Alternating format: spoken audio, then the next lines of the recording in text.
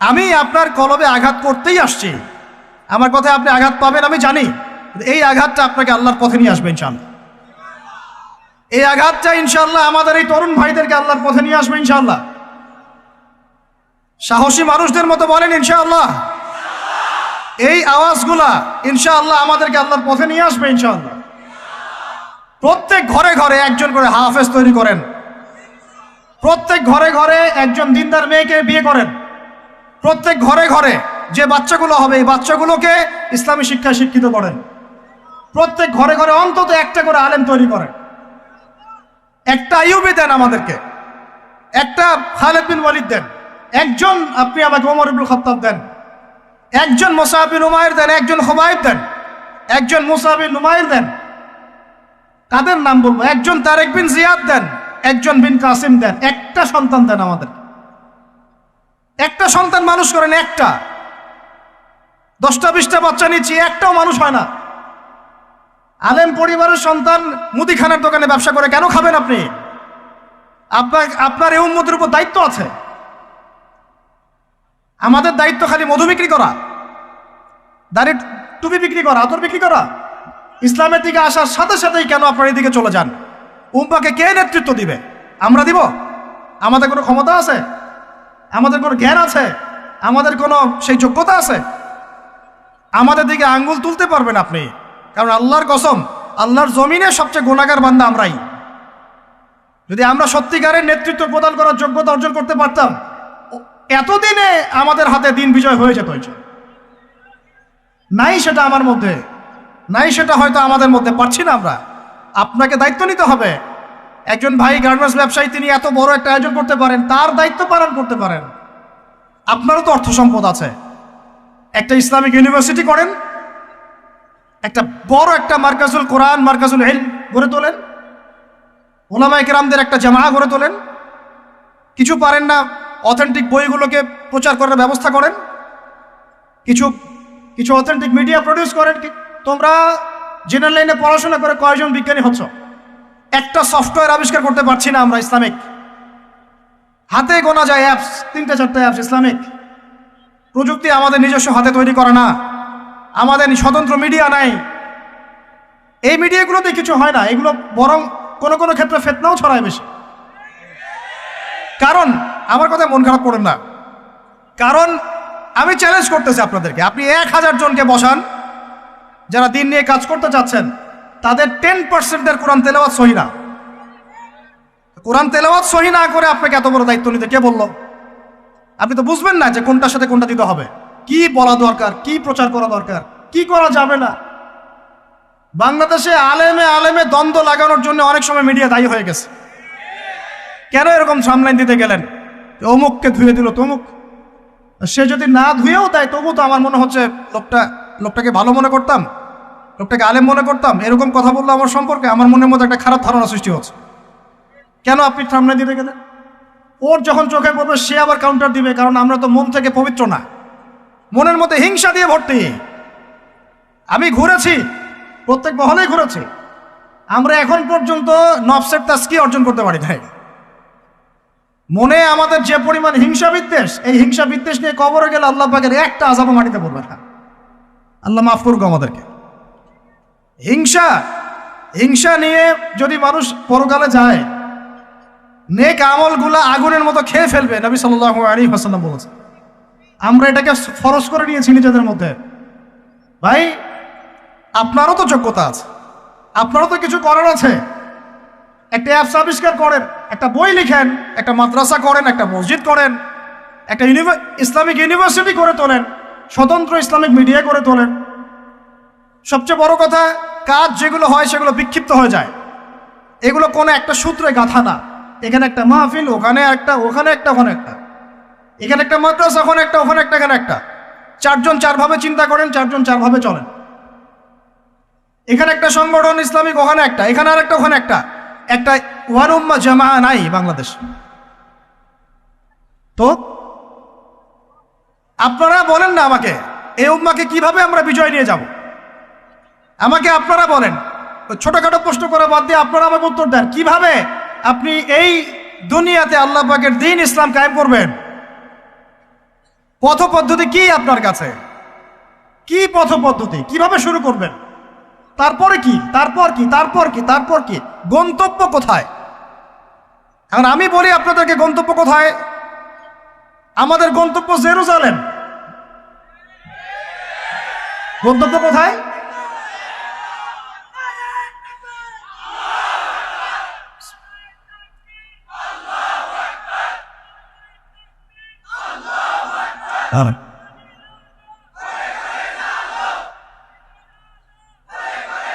বাস বাস বাস, আল্লাহর কসম, আল্লাহর কসম করে বলতেছি, আল্লাহ রাব্বুল আলামিনের কোনো পরোয়া নাই যদি বাংলাদেশে দিন কায়েম না হয়, যদি পাকিস্তানে না হয়, মালয়েশিয়াতে না হয়, এইখানে না হয়, ওইখানে না হয়, আল্লাহর কোনো পরোয়া নেই, কিচ্ছু যায় আসে না।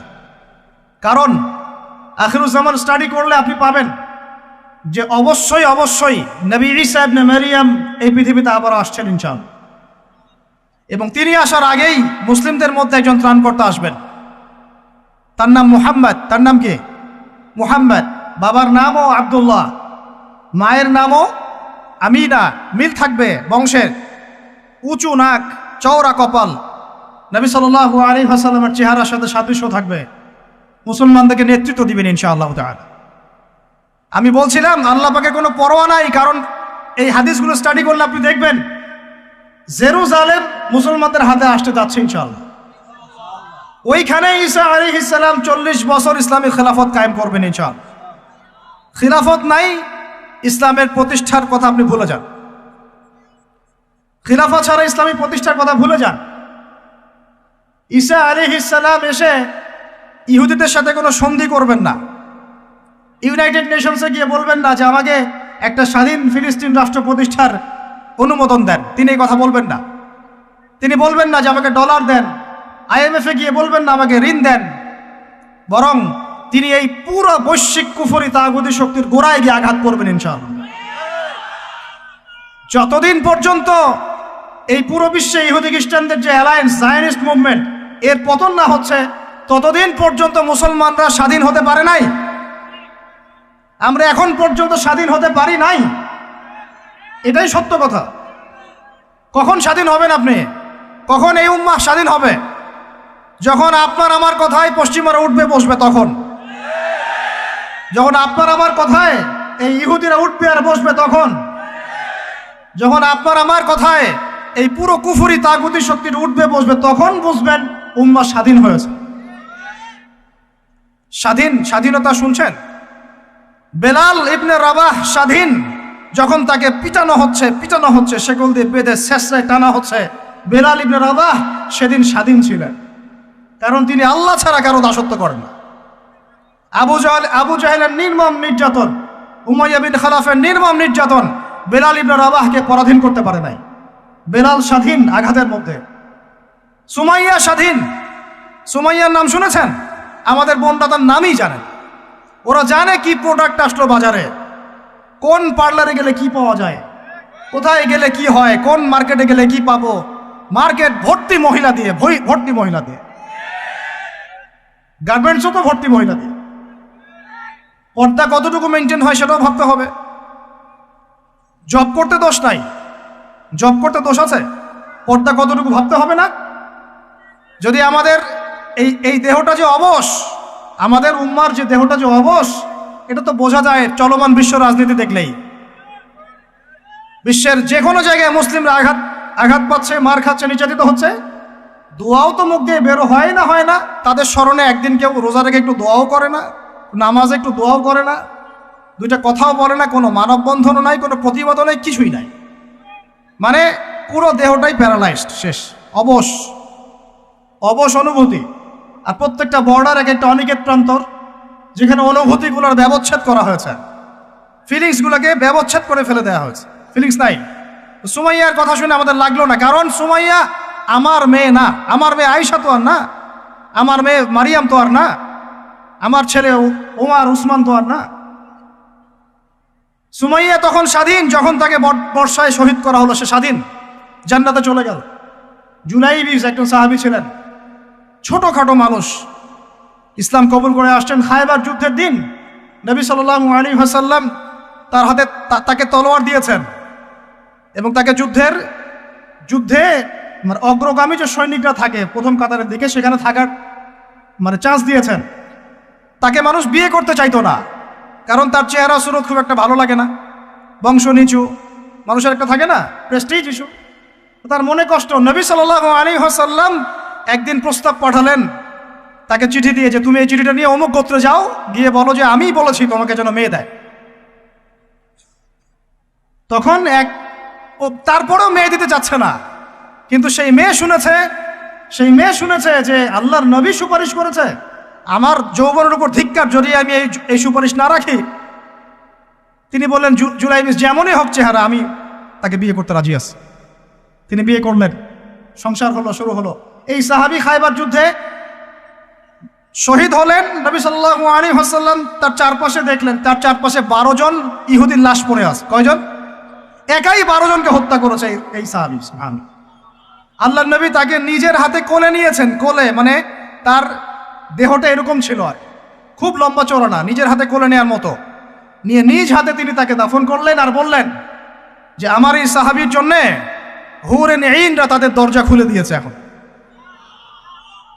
তিনি তখন স্বাধীন। উমর ইবনে খাত্তাব তখন স্বাধীন। কখন স্বাধীন? উমর রাদিয়াল্লাহু আনহু যে কোরআন খুলে সূরা তাহা পড়ছেন, তাহা পড়তে পড়তে তার ভিতরে ফিলিংস চলে আসলো যে না, এটা আল্লাহর পক্ষ থেকে আসছে। তিনি বলছেন খুযুনি ইলা রাসূলিল্লাহি ওয়া আসহাবিহি, আমাকে আল্লাহ রাসূলের কাছে নিয়ে চলো, তার সাহাবীদের কাছে নিয়ে চল।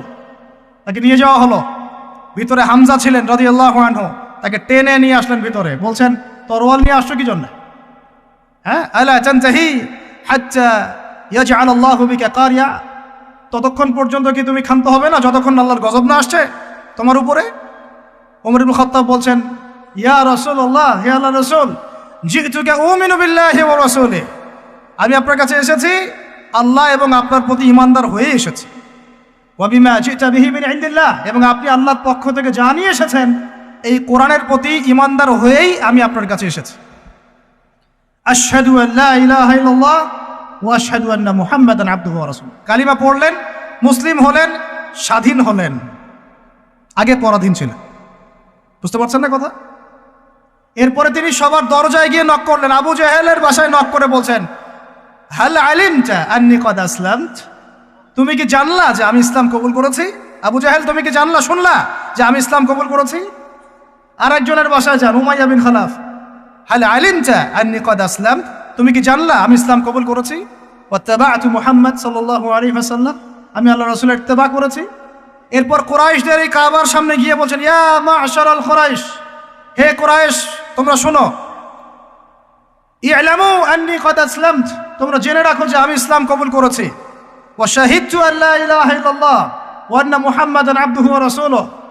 এবার কুরাইশরা গিয়ে তার উপর আক্রমণ শুরু করলো। 40 জন 50 জন গিয়ে তাকে জাপটে ধরতেছে, তিনি একাই লড়তেছেন সবার সাথে।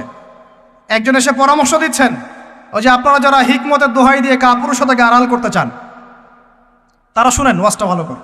যারা হিকমতের দোহাই পেরে কাপুরুষতাকে আড়াল করতে চান তারা শুনেন। উনি এসে বলেছেন যে আফালা কুনতা কাতান্ত, তুমি কি ইসলাম কবুলের এই বিষয়টাকে গোপন রাখতে পারতা না? কি দরকার ছিল এভাবে প্রকাশ্যে বলার? কি দরকার ছিল এভাবে কাফেরদের সাথে একটা দ্বন্দ্বে জড়ানোর? শোনেন তারপরে তিনি কি বলছেন। তিনি বলছেন যে ওয়াল্লাহি, আল্লাহর কসম করে বলছি, লা উফাররিকান্না বাইনাল হাক্কি ওয়াল বাতিল কামা ফাররাকাল্লাহু বাইনাল লাইলি ওয়ান নাহার, আল্লাহু আকবার। তিনি বলছেন আল্লাহর কসম করে বলছি, আমি রাত এবং দিন আল্লাহ পাক যেভাবে আলাদা করে দেন এই রকম করে আমি সত্য আর মিথ্যা আলাদা করে দেব ইনশাআল্লাহ। আল্লাহু আকবার।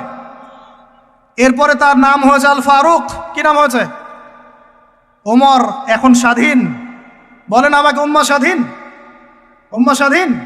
কিছু করতে গেলেই বলবে স্যাংশন দিয়ে দিব, কিছু বললে বলবে যে একদম টাকার মান কমাই দিব। আরও কিছু যদি বলতে চায় আমাদের প্রশাসন গভর্নমেন্ট, তারা যদি আরও বড় পদক্ষেপ নিতে চায়, প্রশাসন গভর্নমেন্ট যদি বলতে চায়, বলতে পারে বা বলে ওই ইউনাইটেড নেশনসে গিয়ে যে আমরা আমাদের দেশ থেকে আমাদের সেনাবাহিনী পাঠাবো গাজায় গিয়ে আমাদের পক্ষে, আমাদের মুসলিমদের পক্ষে যুদ্ধ করবে, এই কথা যদি বলতে পারে বা বলে, দেখবেন তাদের সমস্ত শক্তি দিয়ে বাংলাদেশকে আক্রমণ করে ফেলছে। আর আপনি আমাকে বলেন আমরা স্বাধীন? উম্মাহ স্বাধীন? ওই তাগুতি শক্তির বিশ্ব কুফরি শক্তির পরাজয় না হওয়া পর্যন্ত মুসলমানরা স্বাধীন না। আর ঈসা ইবনে মারিয়াম এই গাল গল্প করতে আসবেন না, তিনি মানুষকে খালি সুরসুরি মার্কা ওয়াজ করতে আসবেন না, তিনি আসবেন ওই গোড়ায় আঘাত করতে ইনশাআল্লাহ। আল মাহদি মানুষকে সুরসুরি মার্কা ওয়াজ করবেন না, খালি ফজিলত আর ফজিলত, এভাবে নয়। তিনি আসবেন দাওয়াতের মিশন নিয়ে, উম্মাকে ঐক্যবদ্ধ করবেন, কুফারদের সাথে মুসলমানদের একদম সশস্ত্র যুদ্ধ হবে, তারপরে এদের একটা একটা করে খুঁজে বের করে মারা হবে ইনশাআল্লাহ। আল্লাহর কসম করে বলতেছি, আমাদের একটা মুসলিম ভাইয়ের রক্ত বৃথা যাবে না, একজন শিশুর রক্ত বৃথা যাবে না ইনশাআল্লাহ। একজন বোনের ইজ্জতের মূল্য ওদেরকে দিতে হবে ইনশাআল্লাহ।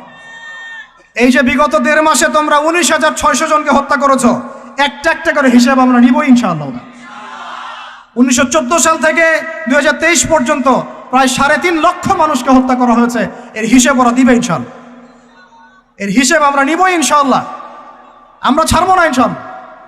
এই ফিলিস্তিন আমরা ছাড়বো না, এই জেরুজালেমও ছাড়বো না। আর মনে রাখেন, আমাদের এখানে কি হবে তারপরও আল্লাহ পাক করবেন না। আল্লাহ পাক জানেন কোন জায়গা থেকে দিন কায়েম করতে হবে। ঈসা ইবনে মারিয়াম 40 বছর ওই তাখত থেকে, ওই সিংহাসন থেকে পুরো বিশ্বটাকে শাসন করবে ইনশাআল্লাহ তাআলা। আপনারা আঞ্চলিক রাজনীতি নিয়ে পড়ে আছেন, থাকেন, আমি বিশ্ব রাজনীতি নিয়ে কথা বলছি। আঞ্চলিক পলিটিক্স নিয়ে আমার কোনো আগ্রহ নাই, কারণ আমি জানি এই পুরো সাবকন্টিনেন্ট শাসন করবে ঈসা আলাইহিস সালাম। যদি আমরা তার পক্ষের লোক হয়ে যাই, তাহলে আমরা ইজ্জত সম্মান পাবো ইনশাআল্লাহ। আর যদি আমরা তার বিপক্ষে চলে যাই, দেখবেন জিল্লতি আর জিল্লতি নেমে আসবে, আল্লাহ মাফ করে।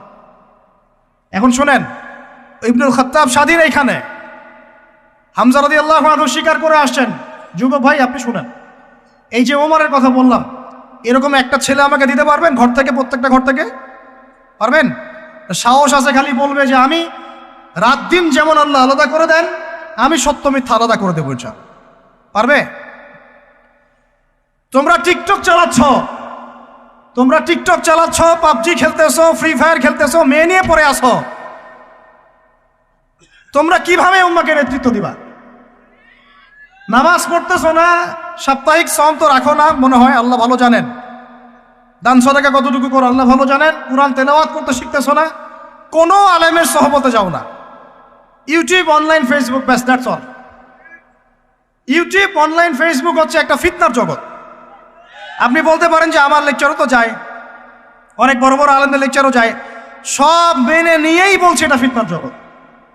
সব মেনে নিলাম, আপনার কথা মেনে নিয়েই বলতেছে ফিতনার জগৎ। কারণ এর কন্ট্রোলও কুফর শক্তির হাতে, এর কন্ট্রোলও তাগুতি শক্তির হাতে। আপনি এটা নিয়ন্ত্রণ করেন না, এই প্রযুক্তি আপনি তৈরি করেন নাই। আমরা আলাদা করে কোনো মুসলিম কমিউনিটি, সোসাইটিও বিল্ড আপ করতে পারিনি অনলাইনে, পেরেছি? আমাদের কোনো স্বতন্ত্র সামাজিক যোগাযোগ মাধ্যম আছে বলেন? ওমর ইবনুল খাত্তাবের মতো একজন স্বাধীন মানুষ দেন। হামজা রাদিয়াল্লাহু আনহু স্বাধীন কখন?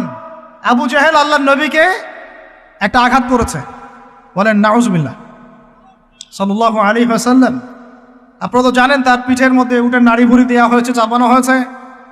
তো এই দৃশ্য একজন দাসী দেখেছে, হামজা রাদিয়াল্লাহু আনহু স্বীকার করে আসছেন, তাকে বলছে তোমার ভাতিজাকে এরকম আঘাত করেছে আবু জাহেল।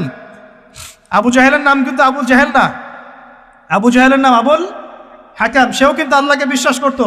আপনারা মনে করবেন না যে সে একদম ইহুদি ছিল বা খ্রিস্টান ছিল, এমন না। সে আল্লাহকে বিশ্বাস করতো, কিন্তু আল্লাহ পাকের বিধান মানত না। এখন হামজা রাদিয়াল্লাহু আনহু বলছেন ওয়া ফাআলা যালিক, সে কি সত্যিই কাজ করেছে? হ্যাঁ, সত্যিই কাজ করেছে। আচ্ছা চলো দেখাও আবু জাহেল কোথায় আছে। তিনি ঘোড়া ছুটাই গেলেন কাবা ঘরের সামনে, গিয়ে বললেন যে তুমি আমার ভাতিজাকে গালি দিয়েছ, তুমি আমার ভাতিজাকে আঘাত করেছ, জেনে রাখো আমি আজকে থেকে আমার ভাতিজার দিনের উপর আছি। এই কথা বলার সাথে সাথে তার উপর আক্রমণের চেষ্টা করা হচ্ছিল। তিনি নিজে একটা ঘুষি দিয়ে আবু জাহেলের একটা দাঁত ফেলে দিলেন। আর দাঁত যে পড়ে গেছে কিনা সিরাতের কিতাবে এটা স্পষ্ট নাই, কিন্তু আঘাত একটা ঘুষি দিয়েছেন এটা স্পষ্ট। ঘুষি দিয়ে বলছেন রুদ্দাহা ইন ইসতাতা, রুদ্দাহা ইন ইসতাতা, যদি সাধ্য থাকে এই ঘুষিটা আমাকে ফেরত দিয়ে দেখাও, সাধ্য থাকলে আমাকে আরেকটা আঘাত করে দেখা। আকুলু মা ইয়াকুল, আমি তাই বলি যে আমার ভাতিজা বলে। শাহিদতু আল্লা ইলাহা ইল্লাল্লাহ ওয়া আন্না মুহাম্মাদান আবদুহু ওয়া রাসূলুহু, আমি সাক্ষ্য দিচ্ছি বা দিলাম আল্লাহ ছাড়া কোনো ইলাহ নাই, মুহাম্মদ আমার ভাতিজা আল্লাহর রসুল, তোর সাধ্য থাকলে আমাকে ঠেকা। এরকম জেনারেশন দিতে পারবেন? আপনার ছেলেটা কি এরকম? আপনার ভাইরা কি এরকম? এই আমাদের মায়েরা তাদের সন্তান কি এরকম, যে মেয়েদেরকে ঘরে নিয়ে আসছেন? এই মেয়েগুলাও কি সুমাইয়ার মতো? উম্মে আমারা একজন নারী সাহাবী, উম্মে আমারা, উহুদের যুদ্ধে চতুর্দিক থেকে আল্লাহ নবীকে আক্রমণ করা হচ্ছে, তিনি একাই তীর ছুটছেন। মহিলা সাহাবী, নারী সাহাবী। আমাদের নারী মেহেদি দেয় বসে বসে, তাও বয়ফ্রেন্ডের জন্যে। আমাদের নারীরা ঘরে বসে বসে মেহেদি দেয়, পার্লারে যায় বয়ফ্রেন্ডের জন্যে। আর উম্মে আমারা রাদিয়াল্লাহু আনহা, তাদের মতো সাহাবীরা জীবন দেন রাসূলের জন্যে। স্বাধীনতা এই যে, তারা স্বাধীন, আল্লাহর দাসত্বের অধীনে, তারা কাউকে পরোয়া করতেন না। তখন উম্মাহ ছিল স্বাধীন। আর কি, আর কার কয়জনের কথা বলবো আপনাদেরকে? মুসআব বিন উমাইর, বিখ্যাত সাহাবী, তরুণ সাহাবী, দায়ী মানুষ, এত দামি পারফিউম ইউজ করতেন, এটা এখনকার লাখ টাকা কোটি টাকার দাম হবে। বিত্তশালী পরিবারের, এই যে বিত্তশালী পরিবারের সন্তানরা, শোনেন, আপনারা তো বাইক দাবড়ায় বেড়ান, গাড়ি ড্রাইভ করে বেড়ান, মাঝখানে অ্যাক্সিডেন্ট করে দেন, কেসও খান না, বাপের টাকা আছে পার পেয়ে যান, ইয়াবা খান, তারপরে গিয়ে মেয়ে নিয়ে ফুর্তি করেন, জেনা নিত্য নৈমিত্তিক ব্যাপার। একটা মেয়েকে পিছনে ওঠান, 7 দিন ঘোরেন, আবার চেঞ্জ করেন, 7 দিন পর আরেকটা নেন। মুসআব বিন উমাইরও ধনীর সন্তান ছিলেন, ধনীর দুলাল। যখন ইসলাম এসেছে, কুরআন এসেছে, শুনেছেন, তিনি ইসলাম কবুল করেছেন। মা সম্পত্তি থেকে বঞ্চিত করেছে, তাকে চাটাইয়ের মধ্যে জড়িয়ে নিচে আগুন দেওয়া হতো, ধোঁয়া দেওয়া হতো, আযাব দেওয়া হতো পারিবারিকভাবে। তিনি যখন নবীর কাছে আসলেন, নবী তাকে বললেন, তুমি মদিনায় যাও। কোথায়? মদিনায় গিয়ে দাওয়াতি কাজ করো। মদিনায় দাওয়াতি কাজ করতে লাগলেন। তার একক দাওয়াতে মদিনার 75টা পরিবার ইসলাম কবুল করেছে। এই যে মদিনায় যে ইসলামের আপনি জয় জয়কার দেখছেন, এটা মুসআব বিন উমাইর রাদিয়াল্লাহু আনহু দাওয়াতের একটা ফসল, আল্লাহ রসুলের দোয়া। কয়টা পরিবার? এই 75 পরিবার এসে বায়াত করলেন নবীর কাছে। তারপরে নবী হিজরত করলেন মদিনায়। এমনি এমনি হয়নি, এটা প্রেক্ষাপট। ওই মুসআব বিন উমাইর রাদিয়াল্লাহু আনহু উহুদের যুদ্ধে শহীদ হচ্ছেন, তার গায়ে তখন 50টার বেশি তরবারের আঘাত আছে।